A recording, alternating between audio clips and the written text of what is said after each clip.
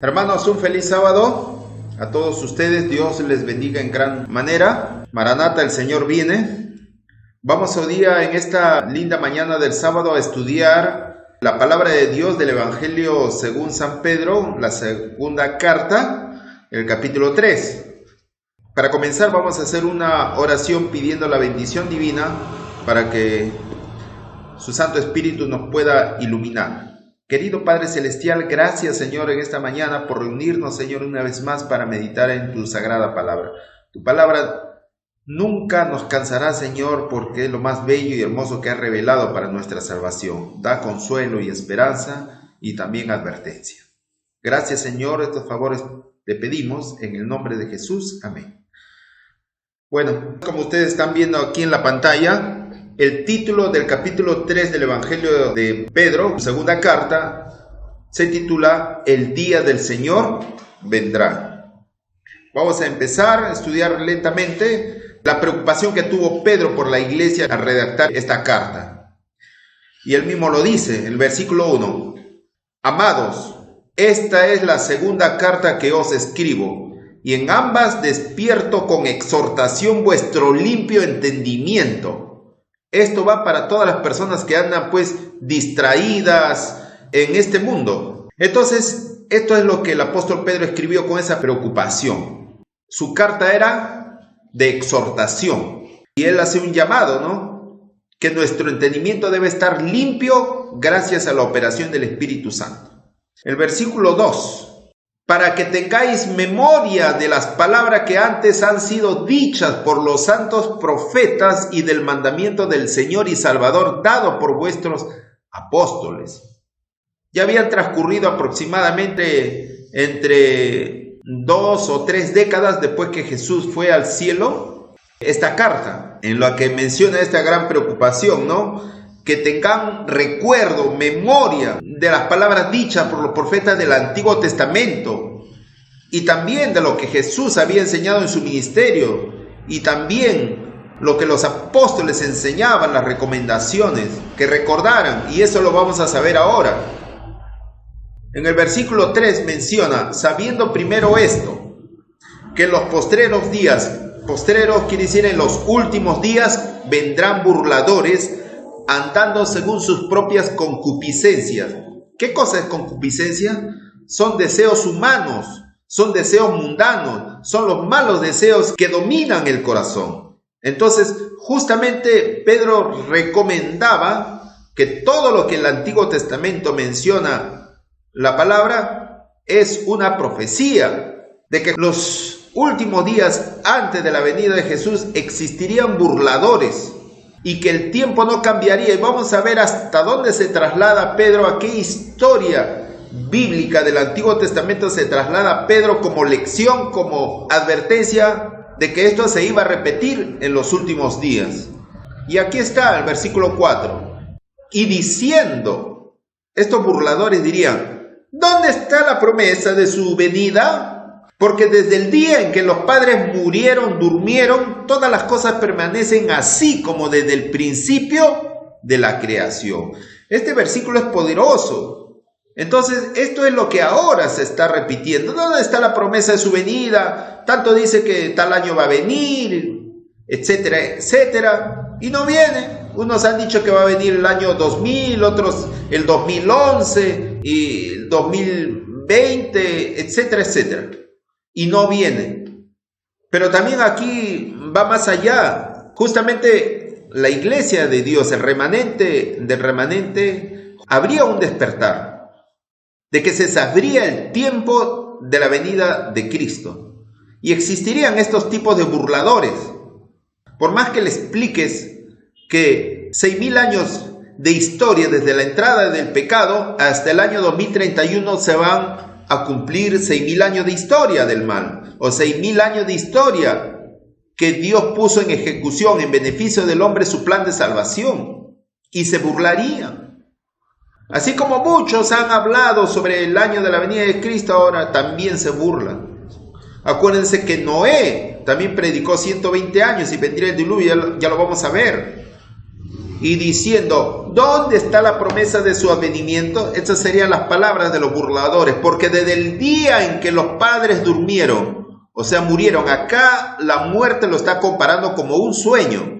Desde que los padres murieron o durmieron, todas las cosas permanecen así, o sea, como desde el principio de la creación. Ahorita el mundo está tranquilo, exageran también, porque hay señales geofísicas de la venida de Cristo. No ocurren maremotos, tsunamis, terremotos, sequías, inundaciones, incendios. Y todavía estas personas, que en Perú se le llaman pues sinvergüenzas, sabiendo todas las señales, dicen, no, que todas las cosas permanecen así desde el principio de la creación. O sea, todavía encima mienten, habiendo señales, dicen, no, no pasa nada. Entonces, bajo esa forma, se burlan. Versículo 5 dice, estos burladores ignoran voluntariamente que en el tiempo antiguo, o sea, en la creación, fueron hechos por la palabra de Dios los cielos y también la tierra, que proviene del agua y por el agua subsiste. Toda la creación proviene del agua. Esta tierra, este planeta, cuando Dios hizo la creación, todo el abismo, todo esto era agua. Por eso en Génesis 1:2 dice que el Espíritu Santo se movía sobre la faz de las aguas, todo era agua. Quizás en todo el universo, no lo sé, eso ya no lo sé, pero todo era agua. Entonces, dice acá que también la tierra proviene del agua. Y es interesante, cuando el Señor hizo en el segundo día de la creación la separación de la agua de las aguas. Y en el tercer día, ¿qué cosa hizo? Hizo aparecer lo seco, y a lo seco lo llamó tierra. Entonces la tierra, ¿de dónde provino? Del agua. Y de ahí son los continentes, las grandes islas que existen. Pero todo eso fueron gracias a la palabra de Dios. Dice que estas personas, estos burladores, saben de estos conocimientos, pero lo ignoran voluntariamente. ¿Por qué? Porque la verdad les duele, no les conviene, quieren seguir en esta andanza mundanal, en esta vida llena de vanidad. Les encanta vivir en el pecado, en la concupiscencia, como dice ahí, andando según sus propias concupiscencias. Entonces, de ahí parten pues los evolucionistas, los de la nueva era, la masonería, los deístas, todas esas ideas filosóficas que niegan que Dios, nuestro gran Dios Elohim, es el creador de todas las cosas bajo el cual pisamos y vemos. El versículo 6, por el cual el mundo de entonces pereció anegado en agua. En todo este mundo ocurrió el gran diluvio. Y todos los vestigios podemos encontrarlo cuando viajamos de repente a la parte andina, en la sierra. Vemos grandes cordilleras, grietas, cañones, no en forma uniforme. Es terrible. Entonces eso es justamente evidencia del diluvio. Pero estos quieren ignorar voluntariamente a pesar de dichas evidencias. Por eso, como existen burladores ahora, también existían burladores en los tiempos antediluvianos. ¿Y qué pasó? Murió anegado en agua, murieron, solamente se salvaron 8, Noé y su familia. ¿Y cuántos años predicó Noé? 120 años, eso lo dice el libro de Génesis, capítulo 6. No contenderá mi espíritu para siempre con el hombre, pues él es carne, mas serán sus días, ¿cuánto? 120 años. 120 años, Noé fue pregonero de justicia, predicaba que la única salvación era aceptar el plan de salvación. Tenían que hacer sacrificio de cordero, eso era, que se arrepintiesen las personas que no querían saber nada, que se arrepintiesen y vayan a adorar a Dios, efectuando un sacrificio de cordero allá en la puerta, ¿de qué? En la puerta del Edén, del jardín de Edén, que todavía estaba acá en la tierra, antes del diluvio, ahí estaba el paraíso. Entonces a la puerta de la entrada, los descendientes de Adán iban a adorar a Dios ahí sacrificando un cordero que prefiguraba a Cristo. Entonces eso era el verdadero arrepentimiento que Noé predicaba, que se arrepientan y que ofrezcan una ofrenda a Dios allí en la entrada del paraíso. Pero no quisieron eso. Entonces, ¿cómo podemos ver las cosas en un ángulo más perfecto? justamente lo que pasó en el tiempo antediluviano se está repitiendo ahora, que nuestro Señor Jesús está a las puertas de su segunda venida. El versículo 7 dice, es interesante cómo está en el versículo 7, hablando del séptimo milenio, hermano. Así lo tengo que decir, guste o no guste. Así está el versículo 7. Pero los cielos y la tierra que existen ahora están reservados por la misma palabra, guardados para el fuego en el día del juicio y de la perdición de los hombres impíos. Así es, hermanos. Cuando termine el séptimo milenio, esto ha de acontecer. Toda esta tierra ha de ser purificada. Pero también va a haber fuego cuando Jesús venga por segunda vez. Al inicio del milenio y al fin del milenio. Así. Pero en escala global sí va a ser al fin del milenio. Pero los cielos y la tierra que existen ahora están reservados por la misma palabra de Dios. ¿Qué cosa contiene nuestra tierra, del fondo de la tierra? No hay bastante petróleo y gas natural que están ahí reservados para el día del gran juicio, cuando la tierra sea purificada con fuego. Ahí están reservados, ahí están. Bastante arsenales tiene nuestro Dios debajo de la tierra. En los cielos, por supuesto. En los cielos también hay cosas que la ciencia totalmente no ha descubierto. ¿Qué cosa hay en nuestra capa atmosférica que produce fuego? Sé que a veces cae fuego del cielo a la tierra, pero hay cosas ahí. Arriba en la parte del cielo hay bastante plasma. Toda esa parte es eléctrica. Está ionizado toda esa parte de la alta atmósfera. Entonces, todas esas cosas se va a juntar con la tierra para consumir con fuego a todos los que se pierdan lastimosamente. Este texto es interesante. Justamente mencionado todo eso, lo que ocurrió en el tiempo antediluviano, cuando esas cosas han de ocurrir, lo dice el versículo 7 y en el versículo 8, donde justamente en el octavo milenio se ha de cumplir el juicio ejecutivo para Satanás, los ángeles caídos y todos los que penosamente se han de perder, todos los seres humanos, la mayoría. Dice, mas, oh amados, no sean ignorantes en esto, no ignoréis esto, que para con el Señor un día o un versículo es como 1000 años y 1000 años como un día, hermanos. En el octavo milenio, cuando venga la nueva Jerusalén, después de los 1000 años en el cielo, ha de acontecer todas estas cosas y ahí está plasmado justamente el Señor, que es dueño de todas las cosas, que bajo su palabra, bajo su providencia y su omnipotencia, todo lo tiene bajo control. Mira el mensaje que nos está dando en el versículo 7 y el versículo 8. ¡Qué señal más clara, hermano! El Espíritu Santo es quien nos da discernimiento. Esto no es invento, no es una alegoría que caprichosamente lo estamos nosotros induciendo para que crean este gran mensaje, hermano. Hay tantos pasajes en Mateo 24, en Génesis y muchos otros libros sagrados, hermano, donde justamente el Señor nos está mencionando que Cristo viene al fin de los 6000 años.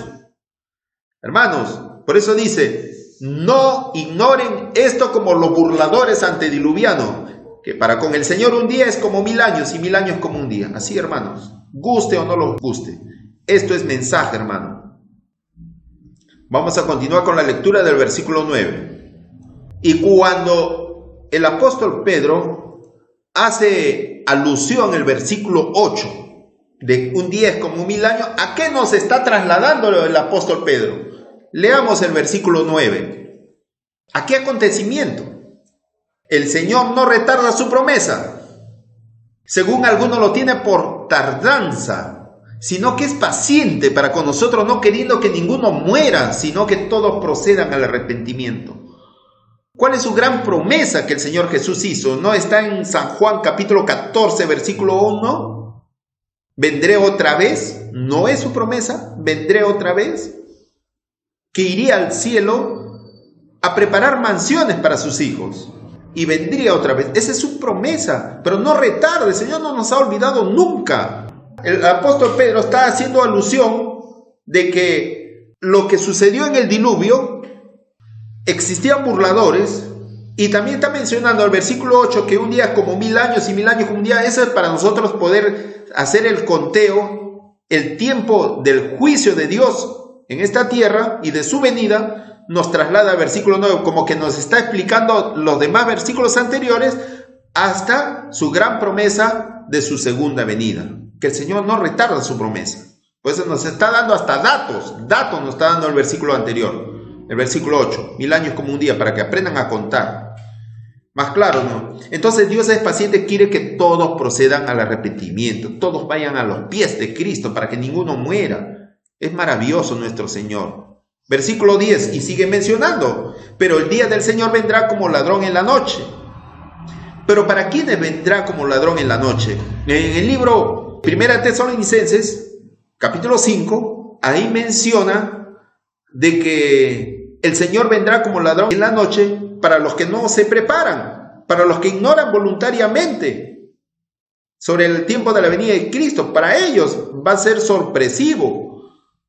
Y en ese mismo capítulo menciona más, vosotros no estáis en tiniebla para que el día los sorprenda como ladrón. Entonces ahí menciona que el pueblo de Dios no anda en tinieblas, sino somos hijos de la luz y no de las tinieblas, para que ese día no nos sorprenda como ladrón. Pero para el mundo cristiano, protestante, que se han apartado de la verdad presente, para ellos ha de ser como ladrón en la noche. Pero el día del Señor vendrá como ladrón en la noche, después de haber calculado 1000 años como un día, 6000 años. En el cual los cielos pasarán con gran estruendo, así rápido, y los elementos ardiendo serán deshechos, y la tierra y las obras que en ella hay serán quemadas. Todo ha de ser quemado, tu carro, tu casa, tu moto, tus búnker, todos tus arsenales nucleares que han sido preparados para la tercera, cuarta guerra mundial. Todo ha de ser destruido, hermano, todo. Y las obras que en ellas hay serán quemadas, todas las cosas mundanales. Puesto que todas estas cosas han de ser deshechas, consumidas, nos da una llamado de atención. Está en signo de admiración. ¿Cómo no debéis ustedes andar en santa y piadosa manera de vivir? O sea, eso es, el corazón humano siempre gusta en pecar, en acariciar el pecado, ser infiel con su mujer, insultar a otro injustamente, no pagar su sueldo a tiempo a sus obreros, a sus jornaleros, la corrupción, las coimas, todas esas cosas malignas con malos propósitos. Eso, ¿cómo no debéis vosotros andar en santa y piadosa manera de vivir? Que seamos píos, que seamos buenos en Cristo Jesús. Eso. Versículo 12. Esperando y apresurando para la venida del día de Dios, en el cual los cielos encendiéndose serán deshechos y los elementos siendo quemados se fundirán. Así se va a fundir, así como el oro se funde para sacar algo puro. Esta tierra va a ser purificada con ese fuego. Todo ha de ser un lago de fuego. Hasta las piedras, el oro, todo se derrita, hasta la piedra se convierte en agua, como agua, así líquido. Toda la tierra se convierte con el calor, con el ardor, a miles de grados Fahrenheit. Toda la tierra, todo se convierte en líquido, todo líquido. Así como la lava del volcán es líquido cuando está en efervescencia, caliente, pero después se transforma en roca dura. Así, todos los minerales se llegan a ser líquido cuando algo se funde. Así es. Por eso que aquí dice, en el cual los cielos encendiéndose serán deshechos y los elementos siendo quemados se fundirá. Fundir es algo líquido, algo así, en ese estado de líquido, todo. O sea, va a tener que hervir a grandes centígrados para que todo sea consumido y después salga lo puro, toda la porquería, toda la basura que ha traído el pecado, todo eso va a desaparecer y recién la tierra renovada ha de ser purificada. Solamente el fuego puede purificar. No es porque Dios sea malo, sino de que es la única forma de que el pecado desaparezca, el virus, la epidemia del pecado desaparezca. Esa es la única vacuna que necesita este mundo para que vuelva a ser purificado. Versículo 13. Pero nosotros, como pueblo de Dios, esperamos según sus promesas cielos nuevos y tierra nueva, en los cuales mora la justicia, la paz. Versículo 14. Por lo cual, oh amados, estando en espera de estas cosas, procurad con diligencia ser hallados por Dios sin mancha e irreprensibles y en paz. Eso es lo que el Señor quiere, que vivamos en armonía y en paz con nuestros hermanos. No estemos de chisme en chisme, acusando el otro así, ¿no? Eso no es de Dios, estar calumniando. Cuando a veces hay que amonestar, hay que hablar las cosas con verdad, con pruebas, pero no calumniando las cosas, para que las personas cambien. Si las personas quieren seguir en su misma andanza, hermano, ya, pues, ¿qué se va a hacer? No se puede tomarlo como gentil o como publicano, como dice Jesús, ¿no? Entonces no se puede hacer más, pero tenemos que amonestar las cosas cuando no están bien. Pero también nosotros tenemos que dar buen ejemplo. Entonces, versículo 15.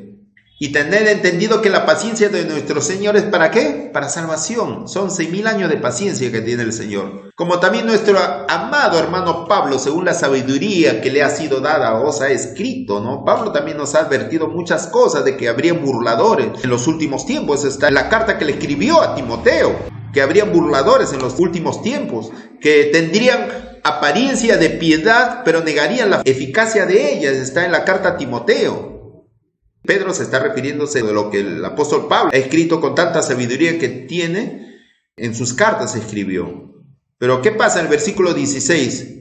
Casi en todas sus cartas, epístolas, hablando en ellas, ¿no?, de estas cosas, o sea, sobre el día del Señor que hablaba el apóstol Pablo, entre las cuales hay algunas difíciles de entender. Sí, hay pasajes que todavía para su tiempo quizás estaba sellado, y aún para ahora, para muchas cosas les son oscuras, pero quieren torcer haciendo falsas doctrinas, ¿no? Porque les conviene a ellos vivir en este mundo de pecado. Dice, casi en todas sus epístolas, hablando en ellas de estas cosas, entre las cuales hay algunas difíciles de entender, los cuales los indoctos, así, teólogos supuestamente eruditos, ¿no?, falsos pastores, e inconstantes tuercen como también las otras escrituras para su propia perdición. Es interesante, no solamente las cartas del apóstol Pablo los tuercen, sino también las otras escrituras, tanto del Antiguo Testamento, el libro de Daniel y Apocalipsis, lo tuercen para enseñar falsas creencias como la doctrina del rapto, del arrebatamiento de su iglesia antes de la tribulación.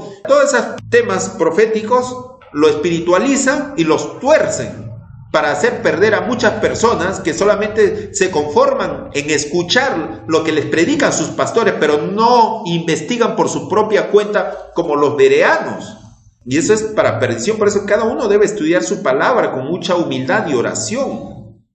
Para terminar, el versículo 17 dice, así que vosotros, oh amados, sabiéndolo de antemano de estas cosas, que está hablando sobre la segunda venida de Jesús y sobre el juicio ejecutivo, guardaos no sea que arrastrados por el error de los inicuos, los falsos pastores, caigas de vuestra firmeza, de vuestra verdad presente, de vuestra verdadera y sana doctrina. Versículo 18, antes bien, creced en la gracia y el conocimiento de nuestro Señor y Salvador Jesucristo. Hermanos, acá hay dos cosas interesantes que el apóstol Pedro está aconsejando. Antes bien, creced en la gracia. En la gracia y el conocimiento son dos cosas. La gracia que te salva, que te perfecciona tu carácter gracias al Espíritu Santo y gracias a la mediación de Cristo. Por esa gracia, la fe, el amor, vas a ser salvo. Pero acá hay dos cosas: crecer en la gracia y el conocimiento. No dice en la ignorancia, dice crecer en la gracia y el conocimiento. No dice crecer en la gracia y la ignorancia de nuestro Señor y Salvador Jesucristo. Hermano, cuando dice el conocimiento, tienes que estudiar todo lo que son sus doctrinas fundamentales. La doctrina del plan de salvación, la doctrina sobre la segunda venida de Cristo, la verdad sobre el santuario celestial y el juicio investigador. Todos esos temas nos recomienda el apóstol Pedro para no caer en el error de los falsos pastores, falsos profetas, que por ganancia, que por usura, tratan de engañar para beneficio personal. Por eso que nos recomienda a cada uno de nosotros, antes bien, crecer en la gracia y el conocimiento de nuestro Señor y Salvador Jesucristo. A Dios, a Él sea gloria ahora y hasta el día de la eternidad. Amén. Hermanos, he querido compartir este estudio maravilloso que aquí engloba todo, resume todo esta amonestación el apóstol Pedro. Les agradezco, hermano, miles de bendiciones para todos ustedes y no dejemos de estar en comunión con nuestro Dios porque ya estamos viviendo la última fase de la historia de los 6.000 años. Es mi deseo y oración para todos que nos preparemos para las cosas difíciles que ya comenzaron, hermanos. Querido Padre Celestial, gracias, Señor, por este estudio. Te rogamos, Señor, que nos ayudes a prepararnos, Señor, para ya los tiempos dificultosos que hemos empezado a vivir desde el año pasado con el tema de la pandemia y tantas restricciones de las libertades. Y ya muy pronto va a haber también restricción de la libertad religiosa. Prepara nuestros corazones, Señor, para estar más firmes, Señor, ahora que ya pronto vas a venir. Ayúdanos, Señor, a tomar conciencia y que muchas personas, Señor, se den cuenta de este mensaje. Te rogamos que tu Santo Espíritu transforme nuestros corazones para estar así preparados para el tiempo de angustia o para cuando nos llames al descanso. Todos estos favores te lo imploramos en el nombre de nuestro Salvador y Mediador Jesucristo. Amén. Una bendición para ustedes y todo mi cariño para todos vosotros, hermanos de las redes sociales. Dios lo bendiga.